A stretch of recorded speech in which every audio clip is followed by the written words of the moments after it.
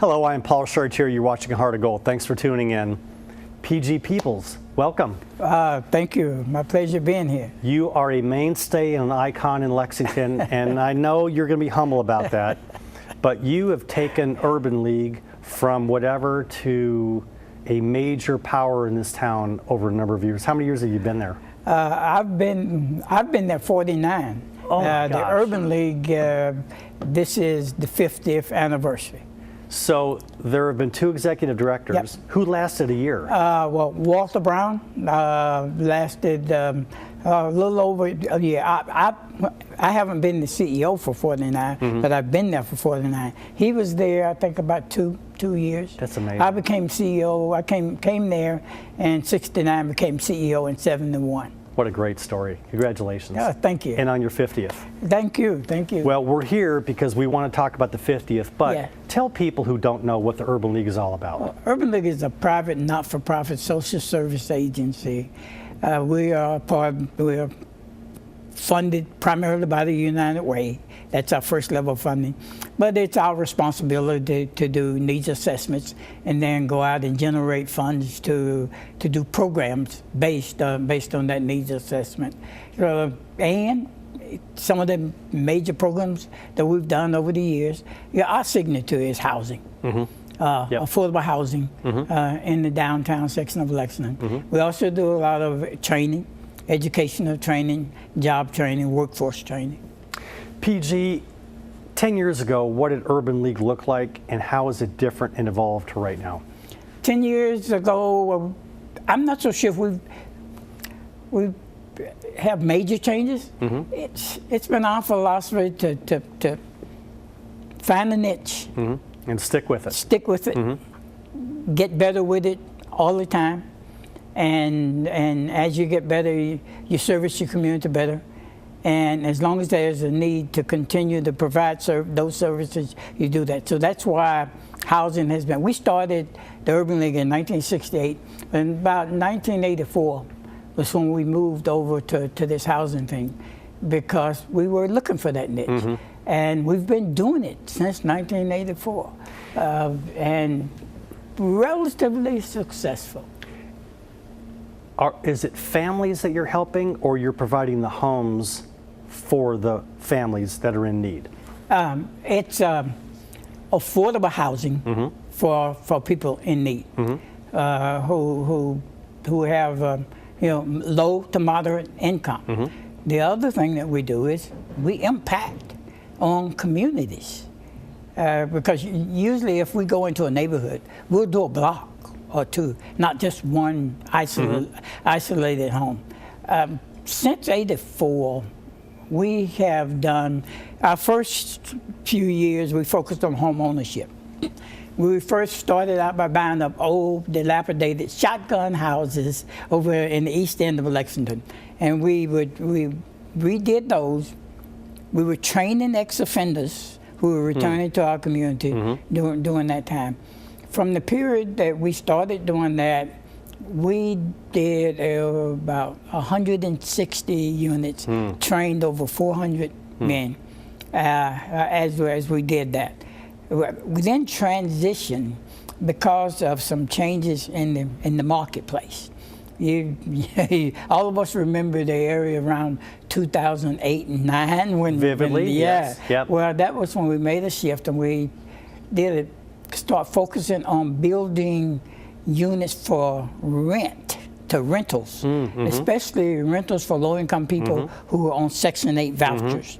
And from that time to now, we've done over 50 units. That's single-family units, and we've done 2 apartment complexes. One behind the Lyric Theater that has 27 units in, and we repurposed Russell Elementary School, which has over 20 units in it.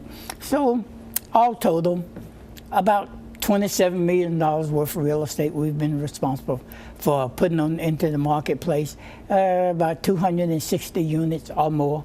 So that's what we've done in terms of affordable housing for the community. In addition, what we've done is pretty much redone Dewey Street.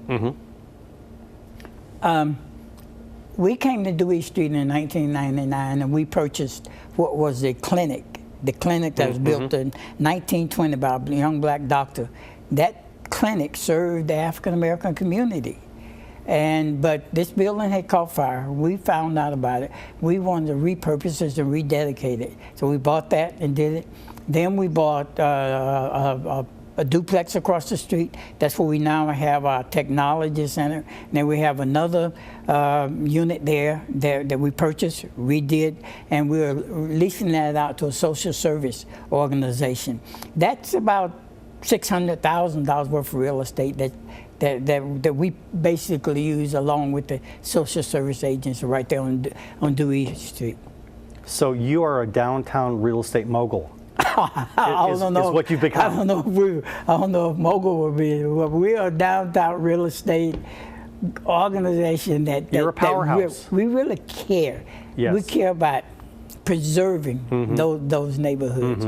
A lot of the neighborhoods that we go into, Paul, when we get there, we're usually the first, and so it's pretty risky sometimes when we go in. I'll tell you, we did a neighborhood out off of Georgetown Street. We bought up the land, start building new houses. You're in real estate. When the realtors started trying to do appraisals, it's difficult. there were no comps. Right, difficult to do. Nothing had been built there for 40 years, Paul. Yep. No comps. What's your comment about gentrification? Whoa, that's big on our radar screen. We are very much concerned about gentrification. It is downtown Lexington right now is becoming gentrified just before our very eyes. I wish there was a way to freeze people's taxes in the homes they live in and let all the growth happen and not hit their cash flow out of anything that they've created. What we say we want to see happen is we're for development without displacement. Perfect. And displacement usually comes as a result of tax issues. And we have had discussions about what you just said, the way to put a ceiling on, so that the average family who probably bought a house for about $70,000, $80,000 30 years ago, that's now worth $150,000, $160,000, that they still can stay there.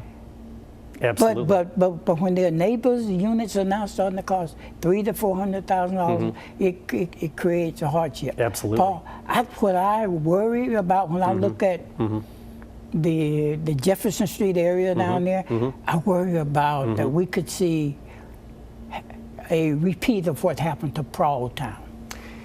And that's not good. How many people or families have you helped in your 49 years at Urban League? Take a wild guess. Over and beyond housing? Wow, that would be a wild guess. I can just give you some of the figures that I know off the top of the head. I know we served for a couple of thousand of senior citizens when we had the Senior Citizens Employment Program. We worked with elderly families in providing them with computers and technology. That was about 1,800 people. We worked with young kids in the Tubbs Club houses, over 400 kids. And then there are just so many things that we do for people that it's difficult to count. Just in advocacy, you help people. All this momentum and energy that you've had over 49 years, it's now the 50th year. Something big is happening right now. What is it? Well, we're doing what most people do when you have a milestone anniversary. We're celebrating throughout the year. And we're also saluting and thanking people who have helped us.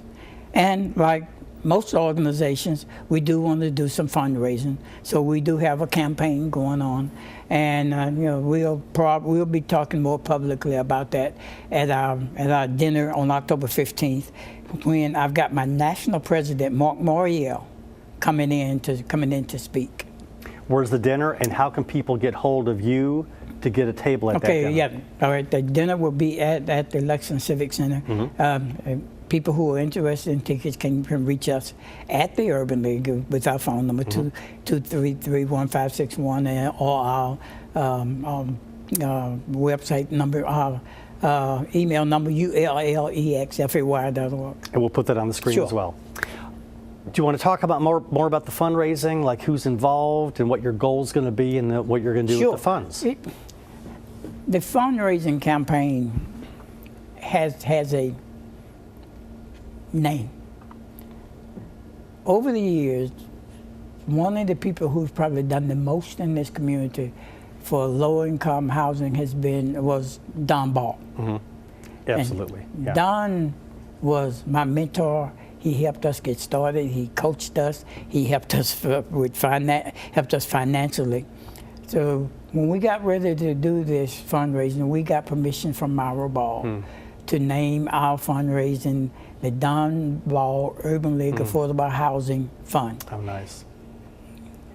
Armed with that name and with our record that we have achieved since '84 with housing, and with my ambassador who's helping me in this fundraising, Jim Host, I'd say we've got a pretty strong three-legged stool there, and the campaign has been maximally successful. And do you know your target number yet or not?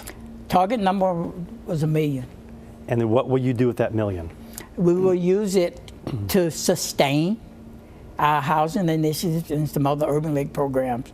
But primarily the idea is to use it to leverage other funds that we bring in. We do a pretty good job of leveraging.